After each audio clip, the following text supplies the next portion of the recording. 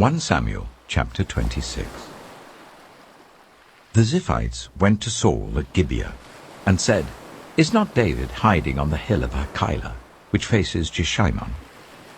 So Saul went down to the desert of Ziph with his 3,000 select Israelite troops to search there for David. Saul made his camp beside the road on the hill of Hachilah facing Jeshimon, but David stayed in the wilderness. When he saw that Saul had followed him there, he sent out scouts and learned that Saul had definitely arrived. Then David set out and went to the place where Saul had camped. He saw where Saul and Abner, son of Ner, the commander of the army, had lain down. Saul was lying inside the camp, with the army camped around him. David then asked Ahimelech the Hittite and Abishai, son of Zeruiah, Joab's brother, "Who will go down into the camp with me to Saul?" "I'll go with you," said Abishai. So David and Abishai went to the army by night, and there was Saul, lying asleep inside the camp with his spear stuck in the ground near his head. Abner and the soldiers were lying round him. Abishai said to David, "Today God has given your enemy into your hands. Now let me pin him to the ground with one thrust of the spear. I won't strike him twice."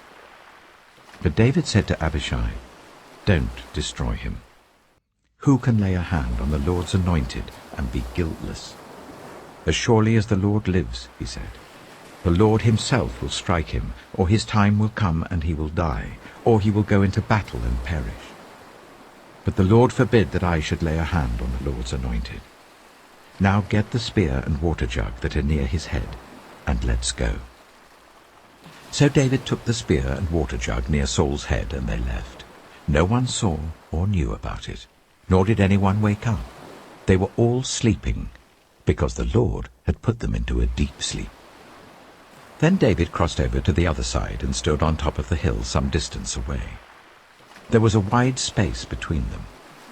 He called out to the army and to Abner, son of Ner, "Aren't you going to answer me, Abner?" Abner replied, "Who are you who calls to the king?" David said, "You're a man, aren't you? And who is like you in Israel? Why didn't you guard your lord the king? Someone came to destroy your lord the king. What you have done is not good. As surely as the Lord lives, you and your men must die, because you did not guard your master, the Lord's anointed. Look around you. Where are the king's spear and water jug that were near his head?" Saul recognized David's voice and said, "Is that your voice, David, my son?" David replied, "Yes, it is, my lord the king." And he added, "Why is my lord pursuing his servant? What have I done, and what wrong am I guilty of? Now let my lord the king listen to his servant's words. If the Lord has incited you against me, then may he accept an offering. If, however, people have done it, may they be cursed before the Lord. They have driven me today from my share in the Lord's inheritance, and have said, 'Go serve other gods.' Now do not let my blood fall to the ground far from the presence of the Lord. The king of Israel has come out to look for a flea, as one hunts a partridge in the mountains." Then Saul said, "I have sinned. Come back, David my son. Because you considered my life precious today, I will not try to harm you again. Surely I have acted like a fool, and have been terribly wrong." "Here is the king's spear," David answered. "Let one of your young men come over and get it. The Lord rewards everyone for their righteousness and faithfulness. The Lord gave you into my hands today, but I would not lay a hand on the Lord's anointed. As surely as I valued your life today, so may the Lord value my life and deliver me from all trouble." Then Saul said to David, "May you be blessed, David my son. You will do great things and surely triumph." So David went on his way, and Saul returned home. 1 Corinthians chapter 7. Now for the matters you wrote about. It is good for a man not to have sexual relations with a woman. But since sexual immorality is occurring, each man should have sexual relations with his own wife, and each woman with her own husband. The husband should fulfill his marital duty to his wife, and likewise the wife to her husband. The wife does not have authority over her own body, but yields it to her husband. In the same way, the husband does not have authority over his own body, but yields it to his wife. Do not deprive each other, except perhaps by mutual consent and for a time, so that you may devote yourselves to prayer. Then come together again, so that Satan will not tempt you because of your lack of self-control. I say this as a concession, not as a command. I wish that all of you were as I am. But each of you has your own gift from God. One has this gift, another has that. Now to the unmarried and the widows I say, it is good for them to stay unmarried as I do. But if they cannot control themselves, they should marry, for it is better to marry than to burn with passion. To the married I give this command, not I, but the Lord. A wife must not separate from her husband, but if she does, she must remain unmarried or else be reconciled to her husband. And a husband must not divorce his wife. To the rest I say this, I, not the Lord. If any brother has a wife who is not a believer, and she is willing to live with him, he must not divorce her. And if a woman has a husband who is not a believer, and he is willing to live with her, she must not divorce him. For the unbelieving husband has been sanctified through his wife, and the unbelieving wife has been sanctified through her believing husband. Otherwise your children would be unclean, but as it is, they are holy.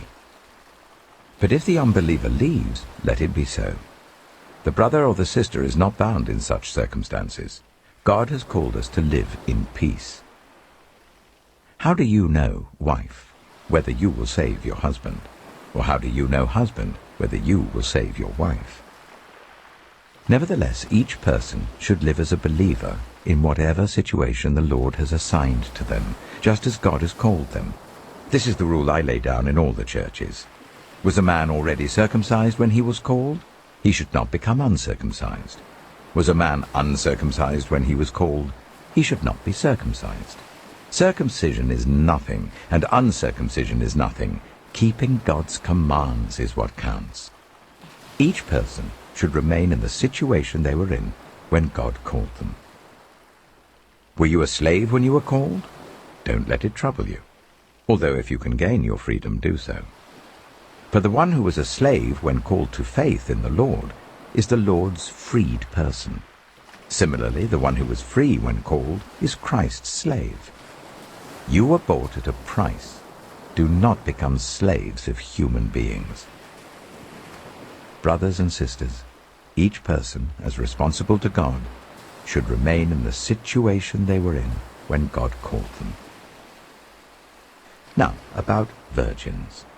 I have no command from the Lord, but I give a judgment as one who by the Lord's mercy is trustworthy. Because of the present crisis, I think that it is good for a man to remain as he is. Are you pledged to a woman? Do not seek to be released. Are you free from such a commitment? Do not look for a wife. But if you do marry, you have not sinned, and if a virgin marries, she has not sinned. But those who marry will face many troubles in this life, and I want to spare you this. What I mean, brothers and sisters, is that the time is short. From now on, those who have wives should live as if they do not, those who mourn as if they did not, those who are happy as if they were not, those who buy something as if it were not theirs to keep, those who use the things of the world as though not engrossed in them. For this world in its present form is passing away. I would like you to be free from concern. An unmarried man is concerned about the Lord's affairs. How can he please the Lord? But a married man is concerned about the affairs of this world, how he can please his wife, and his interests are divided. An unmarried woman or virgin is concerned about the Lord's affairs. Her aim is to be devoted to the Lord in both body and spirit. But a married woman is concerned about the affairs of this world, how she can please her husband. I am saying this for your own good, not to restrict you, but that you may live in a right way, in undivided devotion to the Lord. If anyone is worried that he might not be acting honorably towards the virgin he is engaged to, and if his passions are too strong and he feels he ought to marry, he should do as he wants. He is not sinning. They should get married. But the man who has settled the matter in his own mind, who is under no compulsion but has control over his own will, and who has made up his mind not to marry the virgin, this man also does the right thing. So then he who marries the virgin does right, but he who does not marry her does better. A woman is bound to her husband as long as he lives. But if her husband dies, she is free to marry anyone she wishes. But he must belong to the Lord. In my judgment, she is happier if she stays as she is, and I think that I too have the Spirit of God.